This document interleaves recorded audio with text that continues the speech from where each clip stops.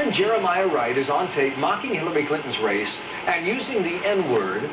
Fox News has paid for a number of clips from Reverend Wright's controversial sermons. Here now is one of them. Rock knows what it means to be a black man living in a country and a culture that is controlled by rich white people. Hillary can never know that. Hillary ain't never been called a Hillary has never had her people defined as non-persons. Hillary is married to Bill, and Bill has been good to us. No, he ain't. Bill did us just like he did Monica Lewinsky. He was riding dirty. Well, that was recently, and today we want to know whether or not Obama's pastor is a liability for Senator Obama. By the way, he stepped down from the church about a month ago. Conservative radio talk show host Armstrong Williams and Mark Lamont Hill, a professor at Temple University. And gentlemen, good evening to both of you. Professor, you think the Reverend's getting a raw deal on this? I do. Explain. First of all, I think whenever you listen to a text or read a text, you have to place it in context.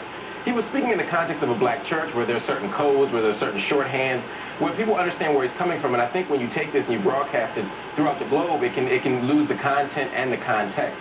He was offering what I think was a principal critique of America's own shortcomings. It's not an unpatriotic move. He's just simply saying we have to place our cross above our flag. Well, Armstrong, you think we took anything out of context there? We played the clip as we had it in its entirety.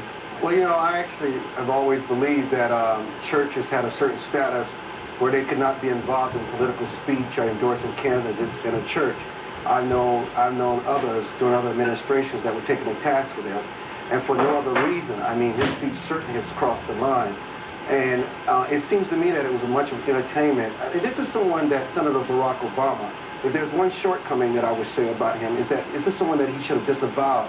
Not just disavowed, I mean, this guy's a problem, whether people want to admit it or not.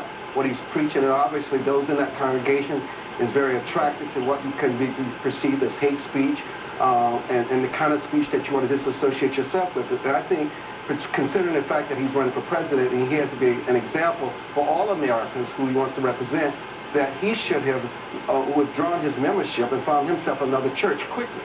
Well, I don't think we necessarily ask that of other people. I mean, there are many candidates who are Catholic who are part of churches where children have been abused. We don't ask them to withdraw their membership from the particular parish or from the faith at all. Instead, what we do is we ask them to distance themselves from the comments.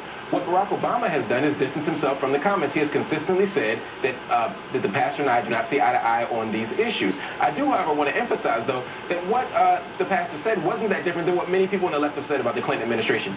He used more colorful language, but essentially what he was saying is that they haven't been good to language, too. And paraphrasing that, he was suggesting that Bill Clinton has been using the black people for a very long time, throughout the 1990s. I say the same thing. Let me just say this. The title of Barack Obama's book is The Audacity of Hope.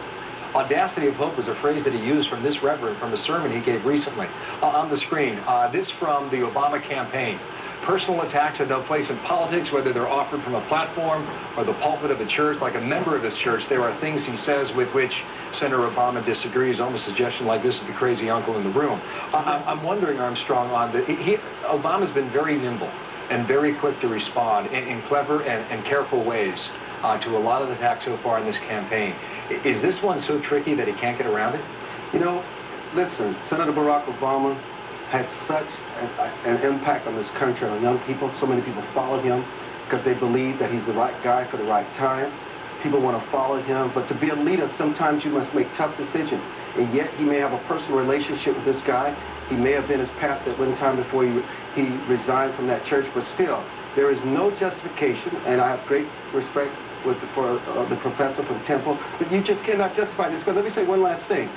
When Senator Hillary Clinton, whether people want to admit it or not, did Senator Barack Obama a big favor during the most recent presidential debate when he said, I denounce Louis Farrakhan. She said, well, you don't reject him? Because still, it left people wondering, well, just what are you trying to do, play loose and fancy here? So the fact that he denounced him and rejected him and repudiated him was a big deal for him. So listen, he cannot cakewalk on this. He cannot play both sides. He has to repudiate him, repudiate this kind of language, because Americans are looking for leadership, tough leadership, where they want to be able to trust the people that they put in the White House. And I think you'll see that from Barack. I think you'll see him make a tough stand on this, and I think he'll distance himself from Pastor Wright. I think it's a bad move but I think he'll do it in order to make those voters feel secure. You wonder if this is more radioactive in the primary or rather in the general campaign. Oh, the general. If Obama gets that far. Yeah. Professor, thank you for your time. I'm Sean Williams. Thank you as well. We'll see you, John.